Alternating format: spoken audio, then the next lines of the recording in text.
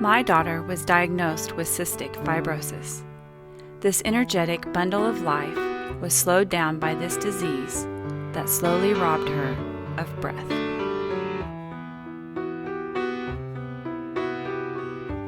Much of my journey with Chrissy was during a time when there was much teaching about claiming God's promises and just believing that He would answer as you prayed.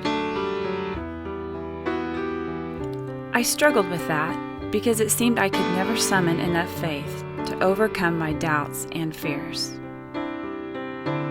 I never doubted that He could heal, but would He? I prayed constantly for her healing and tried my hardest to believe without doubting. I waited for you today, but you didn't show. No, no, no, I needed you today. So where did you go?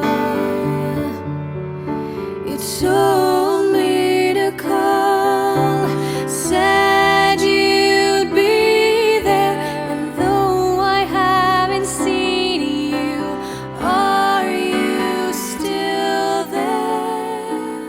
I had a defining moment in my life during that period of struggle.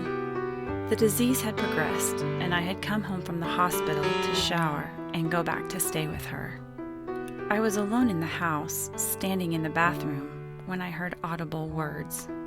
The one and only time in my life that I believe I actually heard God's audible voice. The words I heard were these: "Do you love me for who I am or for what I can do for you?" I realized in that moment that I had a choice to make. I could choose Him no matter what, or admit that my faith had strings attached.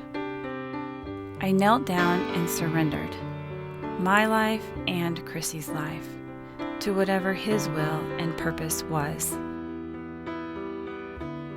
Told me to call, said you'd be there, and though I haven't seen you, are you still there? I can remember many times in my life desperately wanting answers to prayer or the assurance that everything would work out okay, and eventually realizing that there was no person, no source that could satisfy my search for security except Jesus. Prayer is the outgrowth of my relationship with Him. It is as essential as breathing. And I'm never alone. No matter how much I want the answer to a specific prayer, if it is not God's will or purpose, then I must trust in His different plan. Often, life is disappointing and never easy, but our lives here are just a breath compared to eternity. That is our hope and our joy.